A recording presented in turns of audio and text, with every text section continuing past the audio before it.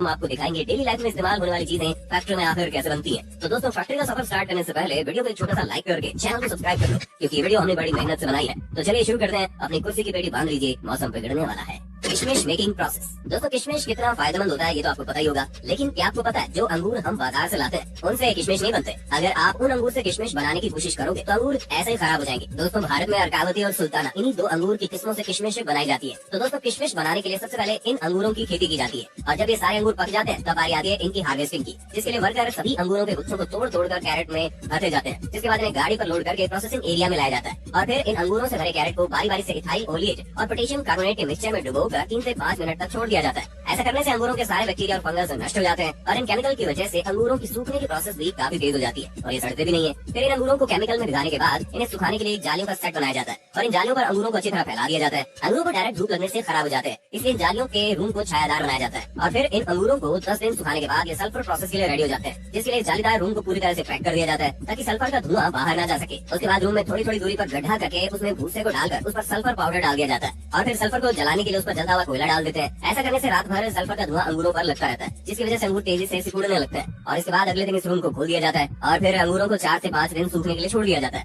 और जब सभी अंगूर सूख कर पूरी तरह से किशमिश बन जाते हैं तो इन किशमिश को निकाल कर कैरेट में भर लिया जाता है। इसके बाद इनकी सफाई करने के लिए इन्हें प्रोसेसिंग फैक्ट्री में लाया जाता है। फैक्ट्री में लाने के बाद सबसे पहले किशमिश को क्लीनिंग मशीन में डाला जाता है, जहाँ किशमिश कन्वेयर बेल्ट की मदद से जब वाइब्रेटिंग मशीन तक पहुंचते हैं तो ये मशीन अपने आप वाइब्रेटिंग सिस्टम की मदद से किशमिश में मौजूद डंडियों और कचरों को अलग कर देती है। और फिर इन अलग हुए किशमिश को वाटर प्रोसेसिंग से गुजारा जाता है, ताकि किशमिश पर लगे केमिकल और धूल वगैरह अच्छी तरह से साफ हो जाए। और क्लीनिंग पूरी तरह से कंप्लीट होने के बाद इन गीले गीले किशमिश को ड्रायर मशीन में सुखाया जाता है, और फिर किशमिश सूख जाने के बाद फाइनली इनकी पैकिंग करके इन्हें मार्केट में भेज दिया जाता है। Wine making process. दोस्तों, अब जब बात चली रही है अंगूरों की तो लगे हाथ ये भी देख लेते हैं कि इन्हीं अंगूरों से फैक्ट्री में वाइन आकर बनती कैसे है। दोस्तों, ग्रेप वाइन के शौकीन लोग दुनिया के कोने कोने में मिल ही जाएंगे, लेकिन क्या आपको पता है जैसे एक गिलास वाइन को पीने में आपको कुछ मिनट भी नहीं लगते, असल में उसे बनाने के लिए कितनी मेहनत की जाती है। दरअसल नई अंगूर की खेती के लिए अंगूर की सूखी बेलों का इस्तेमाल किया जाता है, जिसलिए यहाँ बेस्ट क्वालिटी के अंगूर के पौधों को तैयार किया जाता है। सबसे पहले खेतों से सूखी बेलें इकट्ठी कर ली जाती है, उसके बाद उन्हें फैक्ट्री में लाया जाता है और एक ऐसी मशीन में डाला जाता है जिसमें बेल की टहनी के ऊपर से बेकार का झाड़ हटाकर उसे साफ सुथरा करके लंबी लंबी टहनियां बना ली जाती है। अब इन्हें इकट्ठा करके कारीगरों के पास भेज दिया जाता है। कारीगर इन टहनियों को एक सी लंबाई में काटकर इनके गट्ठर बना देते हैं। उसके बाद बारी आती है इनकी सफाई करने की, और इन पर से धूल मिट्टी और बैक्टीरिया को साफ करने के लिए इन्हें एक ऐसे लिक्विड में डाला जाता है जो इन्हें साफ करने के साथ साथ जर्म्स फ्री भी बना देता है। अब काम शुरू होता है कलम बनाने का, यानी कि ग्राफ्टिंग का, जिसके लिए जो सबसे अच्छी क्वालिटी की टहनियां होती है उन्हें गांठ वाले हिस्से की तरफ से छोटे छोटे टुकड़ों में काटकर उन्हें उसी घोल में डालकर उनकी भी सफाई कर ली जाती है। उसके बाद एक मशीन की मदद से जिन टहनियों से गट्ठर बनाए थे उन्हें छोटे गांठ वाले टुकड़ों के साथ जोड़कर उनकी ग्राफ्टिंग की जाती है, जिसके लिए खास मशीन का इस्तेमाल किया जाता है। इस मशीन के ऊपर छोटे टुकड़े को फंसाया जाता है और नीचे लंबे टुकड़ों को रखा जाता है, जिसके बाद ये मशीन उस छोटे टुकड़े को लंबे टुकड़ों में फिक्स कर देती है और अब कलम बनकर तैयार हो चुकी है। अब इनमें नमी को बनाए रखने के लिए इन्हें सबसे पहले मोम के घोल में डाला जाता है। उसके बाद इन्हें इकट्ठा करके एक बॉक्स में डालकर ऊपर से लकड़ी का बुरादा डाल दिया जाता है। उसके बाद इनकी तराई की जाती है, और महज 15 से 20 दिनों बाद जब इनमें अंकुर फूट जाते हैं और इनकी जड़ें निकल जाती है तो इन्हें उस बॉक्स में से निकालकर खेतों में रुपाई के लिए भेज दिया जाता है, जहाँ पर इनकी बेहतरीन देखभाल की जाती है और एक उम्दा किस्म की वाइन के लिए अंगूरों की फसल तैयार की जाती है। जब ये फसल पूरी तरह से तैयार हो जाती है तो प्रोसेस शुरू होता है वाइन बनाने का। इसलिए सबसे पहले पके हुए काले अंगूरों को बेलों से तोड़कर इकट्ठा किया जाता है, फिर उन्हें फैक्ट्री में लाकर अच्छे से पानी से धोकर क्रशिंग मशीन में डाल दिया जाता है, जहाँ से शुरू होता है वाइन बनना। क्रशिंग मशीन में जो मिश्रण तैयार होता है उसमें अंगूर के छिलके और रस दोनों ही मिला हुआ होता है। अब जरूरत है इसमें यीस्ट और न्यूट्रिएंट्स मिलाने की। यीस्ट और न्यूट्रिएंट्स मिलाकर इसे 2-3 दिन के लिए फर्मेंटेशन के लिए छोड़ दिया जाता है। अब इस प्रोसेस के बाद बारी आती है वाइन में अल्कोहल मिलाने की। नॉर्मली वाइन में 15 से 20% अल्कोहल फर्मेंटेशन किया जाता है। उसके बाद बचे हुए अंगूरों को प्रेशर मशीन में डालकर 2 टन प्रेशर के साथ प्रेस किया जाता है।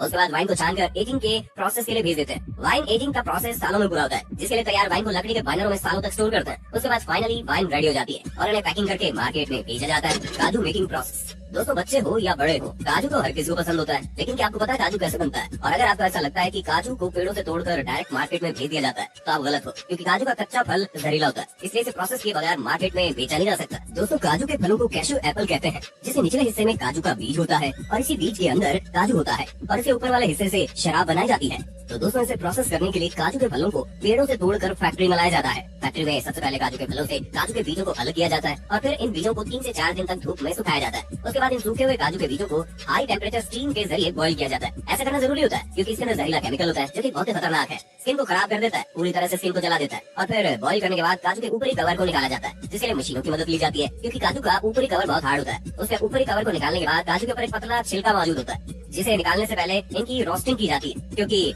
कच्चे काजू को पकाना भी जरूरी होता है और ऐसा करने से इनमें मौजूद चिपचिपा लिक्विड भी उड़ जाता है। और फिर रोस्टिंग के बाद काजू का पतला छिलका भी निकाल दिया जाता है और फाइनली काजू की सफाई और छटाई करके इन्हें पैक कर दिया जाता है। साबुन मेकिंग प्रोसेस। दोस्तों, साबुन का इस्तेमाल तो हर कोई करता है, लेकिन किसी को ये नहीं पता होता कि आखिर फैक्ट्री में साबुन बनता कैसे है। देखिए दोस्तों, साबुन बनाने के लिए सबसे पहले एक बड़े से टैंक में प्लास्टिक सोडा के साथ एनिमल फैट को मिलाया जाता है और फिर इसमें पानी मिलाकर 15 से 20 मिनट तक उबाला जाता है। उसके बाद इस लिक्विड को छोटे छोटे छेदों के जरिए काफी प्रेशर के साथ कन्वेयर बेल्ट पर छोड़ा जाता है। इस प्रेशर की वजह से कन्वेयर बेल्ट पर जाते ही ये लिक्विड सख्त होने लगता है। उसके बाद इस मिक्सचर को 2 रोलर के बीच से गुजारा जाता है, जहाँ से मिक्सचर पतली पतली रिबन के शेप में बाहर निकलता है और अब इन पतले पतले रिबन को ग्राइंडर में डालकर छोटे छोटे टुकड़ों में काट लिया जाता है और फिर उसे दूसरे कंटेनर में डालकर कंपनी वाले अपने प्रोडक्ट के हिसाब से उसमें कलर और खुशबू के लिए फ्रेग्रेंस ऑयल मिलाते हैं। उसके बाद उसे अच्छी तरह मिक्स करके एक बड़े से सांचे में कंप्रेस किया जाता है, जिससे साबुन की लंबी लंबी भट्टी बाहर निकलने लगती है और फिर एक कटर मशीन इन साबुन की लंबी लंबी भट्टियों को छोटे छोटे हिस्सों में काट देती है। उसके बाद कंपनियां अपनी अपनी कंपनी के हिसाब से साबुन पर ब्रांडिंग करके उन्हें पैक कर देते हैं। Polyester cloth making. चलिए जानते हैं खराब प्लास्टिक से फैक्ट्री में कपड़ा आखिर बनता कैसे। देखिए दोस्तों, खराब प्लास्टिक से कपड़ा बनाने के लिए सबसे पहले दुनिया भर से बहुत सारा खराब प्लास्टिक का मटेरियल फैक्ट्री में मंगवाया जाता है। उसके बाद इन सारे खराब प्लास्टिक के मटेरियल को कन्वेयर बेल्ट पर डालकर बहुत ज्यादा खराब प्लास्टिक को अलग कर दिया जाता है और फिर इन खराब प्लास्टिक का मटेरियल को एक क्रशर मशीन में डालकर क्रश किया जाता है। इसके बाद इस बारीक प्लास्टिक को गरम गरम पानी में डालकर उबाला जाता है और जब ये प्लास्टिक बिल्कुल साफ हो जाती है तो छलनी की मदद से इन ऑफ प्लास्टिक को छानकर बाहर निकाल लिया जाता है। जिसके बाद इन प्लास्टिक को एक रोटेटिंग मशीन में डालकर ड्राई कर लिया जाता है और फिर इस ड्राई प्लास्टिक के पाउडर को इस मशीन में डाला जाता है,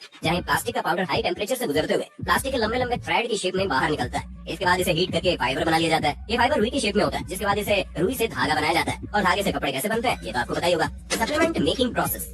दोस्तों, आजकल का दौर सप्लीमेंट का दौर है। आजकल की भाग दौड़ भरी जिंदगी में हर कोई सप्लीमेंट का इस्तेमाल करता है और हर एक व्यक्ति जो जिम करता है वो भी सप्लीमेंट का इस्तेमाल जरूर करता है। लेकिन क्या कभी आपने सोचा ये सप्लीमेंट फैक्ट्री में आखिर बनते कैसे हैं?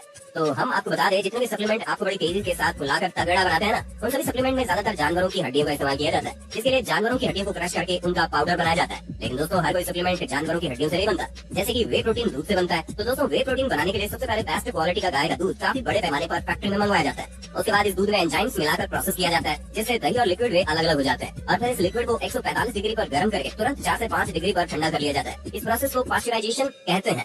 ऐसा करने से इसमें मौजूद सभी बैक्टीरिया नष्ट हो जाते हैं। उसके बाद माइक्रो फिल्ट्रेशन और आयन एक्सचेंज की मदद से वे में मौजूद फैट और लैक्टोज को बाहर निकाल दिया जाता है। इसके बाद जो बचता है वो क्लियर वे प्रोटीन होता है, लेकिन अभी तक ये लिक्विड फॉर्म में, इसलिए इसे एक ड्रायर में डाल दिया जाता है। ड्रायर में लगी हॉट एंड कोल्ड एयर इसका पानी सुखाकर इसे पाउडर बना देती है, जिसके बाद हमें मिलता है 90% वे आइसोलेट पाउडर। अब बारी आती है इनकी टेस्टिंग की और टेस्टिंग में पास होने के बाद इनमें फ्लेवर ऐड किया जाता है। इसके बाद इन पाउडर को डिब्बों में भर के लगा दिया जाता है और फिर अलग अलग कंपनियां अपने अपनी कंपनी के हिसाब से लेबल और डिटेल्स लगाकर इन डिब्बों को पैकिंग करके मार्केट में भेज देती है। Chips noodles making. दोस्तों, नूडल्स, मैगी, लेज, चिप्स जैसी कई सारी चीजों को बनाने के लिए सुअर की चर्बी का इस्तेमाल किया जाता है। अगर आप इन पैकेट में बंद चीजों को देखेंगे तो इस पर आपको MSG लिखा मिलेगा, जिसका मतलब होता है मोनोसोडियम ग्लूटामेट। दोस्तों, MSG सुअर की चर्बी से बनता है। जब ये बात तेजी से फैलने लगी तो कई सारे देशों ने MSG को बैन कर दिया, लेकिन उसके बाद ये चालाक कंपनियां MSG की जगह E631 नाम का इस्तेमाल करने लगी। आज कई सारी कंपनी E631 के नाम पर हमें सुअर की चर्बी खिला रही है। तो दोस्तों, किसी भी चीज को खाने से पहले आपको पैकेट अच्छी तरह से चेक कर लेना चाहिए। और अगर आज के वीडियो में दी गई सारी जानकारी आपको अच्छी लगी हो तो वीडियो को लाइक करके चैनल को सब्सक्राइब कर लीजिए और इस वीडियो को अपनी फैमिली में, अपने दोस्तों में ज्यादा से ज्यादा शेयर करें ताकि जानकारी हर किसी को मिल जाए।